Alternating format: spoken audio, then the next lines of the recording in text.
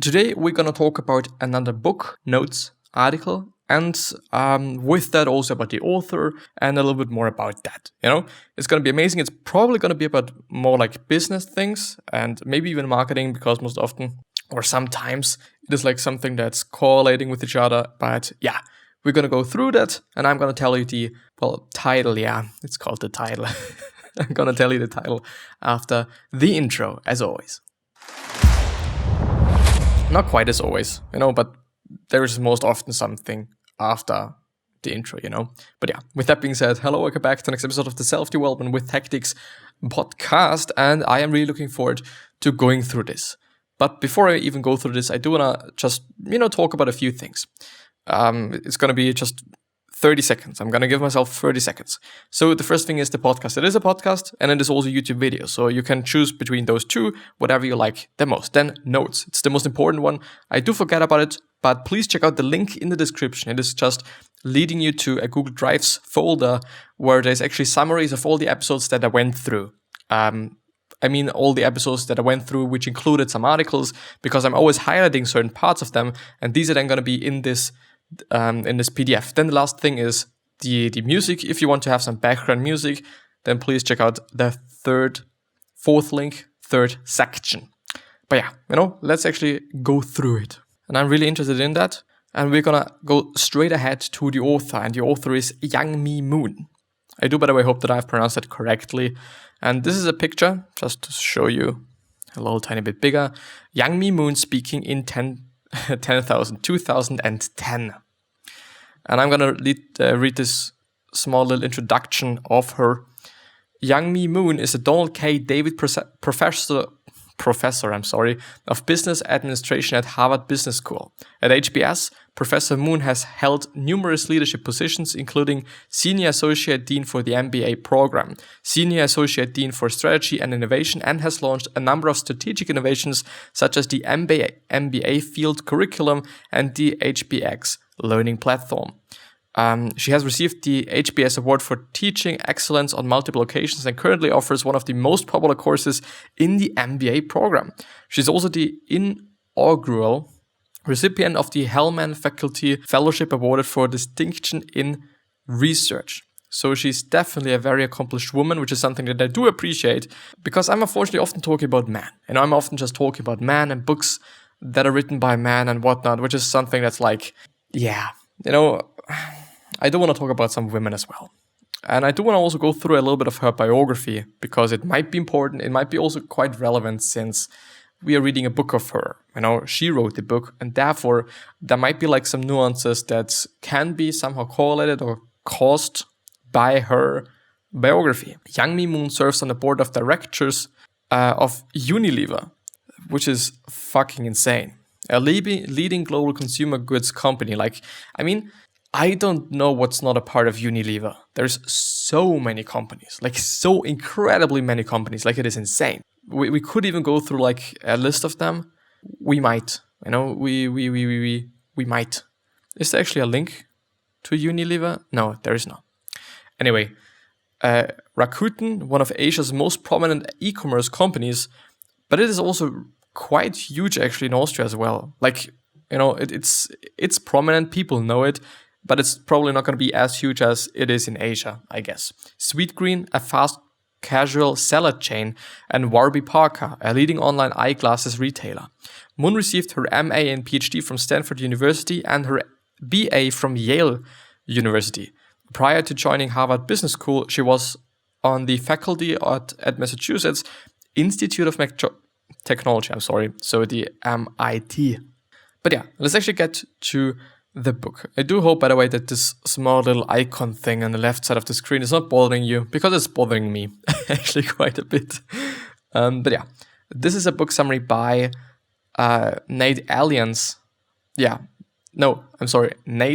Liason. I do hope that I've pronounced it. It could also be Natal Yason. Could also be. I'm actually very sorry, but I'm going to link everything down in the description so that you can also go through the article, because I might be too slow, I might be too whatever. So please check it out, because I assume and I hope that it is going to be a good one. I haven't gone through it fully. I've just, kind of picked out a few things to just see if there's something good in it. And I believe that there is something good in it. And therefore, we're also going to go through it. High-level thoughts. The message of this book is huge. Do try or do not try to make sure your weaknesses are up to par as everyone else. Love your weaknesses and accutate your strengths. Be different. Porsche actually, since it's a German brand, does not make cheap cars. Robert Greene does not write easy books, and Nassim Taleb is not polite. Well, I went through a few book summaries also by him, so also by this, but his author or writer, and I don't know if he's not polite. Like, I didn't really think that it's like, wow, really unpolite and he's really like grotesque or whatever. But yeah, be different and better to stand out and succeed. And this seems to be the message. Why is this so? I'm sorry. Let's correct that. And I'm going to highlight it because it might be necessary for you to know. The summary notes. But what I have learned from this experience is while a commitment to rehearsal will almost always produce competence, it will almost always produce a kind of automaticity too. There is a reason why so many educators rail against rote learning. I don't know what rote learning is. Mechanical or habitual repetition of something to be learned. Why so many educators rail against rote learning, and it is that they know it can have the self-defeating effect of promoting a kind of mindlessness. Yeah, kind of. Once we overlearn something, we cease to know it anymore at all. And I think we know that, which is quite of an interesting thing, to be honest, because there's actually really often overdoing things. You can overtrain, you can actually overtake vitamins as well, because vitamins, as far as I know, and as far as I have also researched it a few years ago, there is actually negative effects of having too many vitamins and not just consuming too much of one particular vitamin. I think there is actually, I don't know if it was vitamin C or vitamin C, but I actually kind of guess it was, that it actually had the kind of opposite effect of what it is just serving to us, basically, or why we're even taking it and why we even just have to also consume it or take it or whatever, which is then quite interesting. Of course, you do just really have to consume a lot of this, But I mean, which is also something that I thought about today as I was eating my orange. Consuming one orange is actually kind of enough. You don't need more than an orange, and probably maybe an apple as well. And then I think, I'm not quite sure, but I think your vitamin C level is just fine, for the day. And then I thought well, if I was really poor, and if I was just living on my own, if I didn't have just a lot of money, and if I had to just buy my own groceries, I really think that I would just really calculate what I have to eat so that I'm actually covering all my needs. And I think it's actually not that much. I think it's not even that expensive as well, because an orange a day for 7 days a week or something, I mean, it's, I don't know, $3 or something, maybe. It just obviously depends on where you're buying your stuff. But I don't believe that it is too much then, to really actually live healthy and eat healthy, but also just not spending too much of it. If you're just trying to then get some organic stuff, I don't know if it is that easy then, or if it is that possible then as well, but yeah. Anyway, I have a friend, a businesswoman, which I appreciate, who claims that she can absorb the gist of a business book, any business book, in under an hour. Of course, whether or not you're impressed by her claim, it depends on whether you have ever read one yourself. Because most business books are written for easy digestion. They are reductive in a way that subway maps are reductive. Because they should be, you do not need any fucking information there. The elimination of unnecessary information creates a kind of conceptual isolation that is functionally efficient to the extreme. And it is highly about learning. This is what I'm seeing. And it is, at this point in time, it is something that I do have to think about. And I'm thinking about it and researching a lot about it quite often. I've done it yesterday and I think the day before. And I'm just really trying to get into that to see how to learn the best way. And I've also seen a few articles and a few podcasts I've been listening to by Tim Ferriss, who is definitely a really good learner. He really, over the past few years, has figured out how to learn the best way. And there's a system that he's having that is called DISS, which stands for, and I've heard it so often, I do hope that I'm going to be able to recap that deconstruct, what's I? Or is it DSSS? Well, I know that it is deconstruct, then it is sequence, which is the last one, then it is, I don't know if this is part of it. Well, let's actually look it up. I do hope that I'm actually, yes. Tim Ferriss DISS. It's a really important one and a really good one, and this is why I'm also, I'm gonna link this page down in the description as well. So just please read it and please go through some things.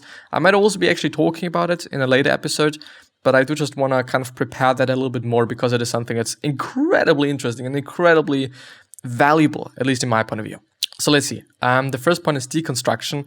What are the minimal learnable units, the Lego blocks I should start with? Which is the question that Tim Ferriss is giving us. What are the minimal learnable units, the Lego blocks I should starting with? Question mark. And then there's also going to be about reduction and reducing and whatnot. Then they also talk about reversal. It's a process of looking at the final product of your skill and backtracking to find the best way to begin a task, which is also a good thing. You've already done some things and you've already probably learned some things. Is it actually DSSSS? No, it is DISSSS. But what does the I stand for? I do think that the I is kind of unnecessary. The second thing is selection, actually, which is the first S. And this is about the 80-20 rule. Like 20% of the things make up for 80% of the results. And you have to figure out what these 20% are. Really important. I'm also, since I'm going to have my final exams in, I think 3 months or something, I am really trying to figure that out. And I am going to just try to get in the process, and also use this process because he has been able to learn languages, swimming, tango, because he's actually a champion. I don't know if it is a world championship or if it was a world championship, but he's definitely a champion in tango in some way.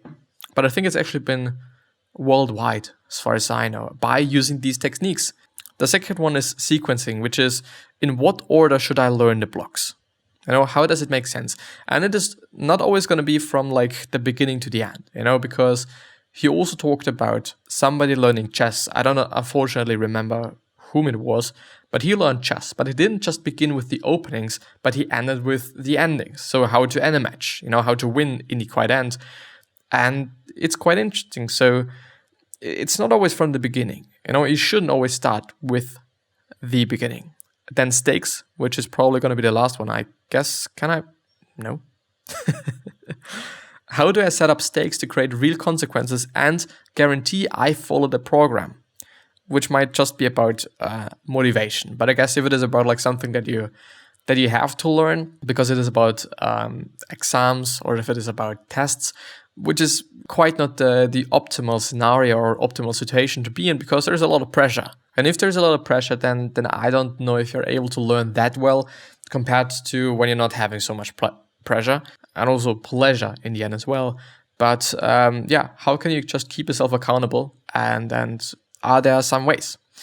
Please check this out. I'm probably actually going to talk about that, but I do really want you to read and go through this, because it is an amazing thing and an amazingly interesting and also valuable thing, because we are learning all the fucking time, whether we are just consciously doing this or subconsciously. But yeah, and there's probably going to be a lot of data in terms of like data by yourself. You have learned some things and you have done some things, and check it out. It's important. It's cool. It's amazing. Top. When I was in college, and now I am again in the article or the book summary or book notes article. When I was in college, I remember reading a book by the Nobel Prize-winning physicist Richard Feynman. Wow, there is some sort of a formula that is named after him, as far as I know, or maybe even multiple ones. But I do just have something in my mind. Well, entitled "Surely You're Joking." Mr. Feynman. And this is an amazing book. I think, and as far as I remember, this is just a really funny one. There's a lot of jokes. It's not that serious. But yeah, what was interesting about the book was that it appeared to be nothing more than a compilation of rambling anecdotes about his personal life, his teachings, his work, and yet the weight of these anecdotes crept up on you, so that by the time you finished the book, it was impossible to regard it as anything less than a finely honed indictment of the scientific discipline. So in the end, you learned physics by just going through anecdotes, which is just something quite amazing. And when you're able to do something like that, I do think it's not what anybody is able or everyone is by nature able to do. Some people are going to have this talent, but as Tim Ferriss also said, by me going through like many different articles and podcasts and what about learning and basically meta learning, so learning how to learn, that you can basically learn everything and be in the top 5%, as he says, in 6 to 12 months. Even though I do have to say that it involves quite a lot of time, and it's not going to be like, well, I'm going to do this for 1 hour a week and this is going to be fine. It is like a part-time and maybe even a full-time job to do something like that. But you can, you can. For business, this is when competing in a category that category can become problematic, because this is when it can require a category expert, a connoisseur, connoisseur, however you're pronouncing it. But authority, specialist, arbiter of taste, pundit, savant, one of the blah, blah, blah, blah, blah. To negotiate the category with any kind of ease. Well, yeah. When a category has reached a point when it is impossible to make fun of the people who still believe in the differences across products, it has reached the point of what I refer to as heterogeneous homogeneity. The differences are there, but they are lost in a sea of sameness. Note that the mockery quotation of a category is directly correlated to the amount of meaningless differentiation in it. Well. But measurement can cut both ways. In track and field, we happen to measure speed, and so we cultivate a nation of speedsters. We actually do. If we happened to measure running style, and we could cultivate a nation of gazelles, the minute we choose to measure something, we are essentially choosing to aspire to it. A metric, in other words, creates a pointer in a particular direction, and once the pointer is created, it is only a matter of time before competitors herd in the direction of that pointer.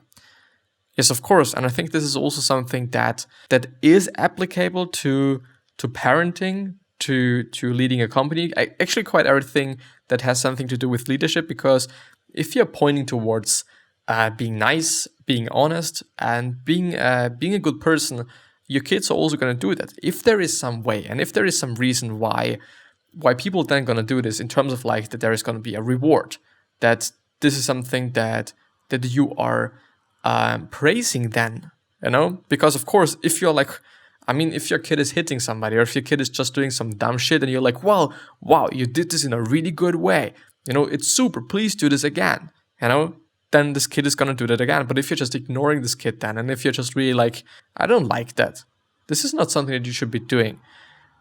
But on the other hand, if you're then just praising the shit out of this kid, the shit out of this thing the kid did, if this kid did something amazing, then a kid knows, wow, this is what my mother likes me to do. This is what I should be doing.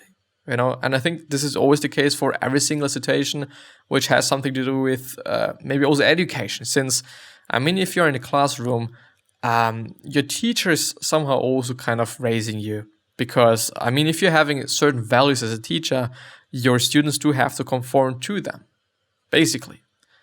So it really truly is a great thing that she's saying there.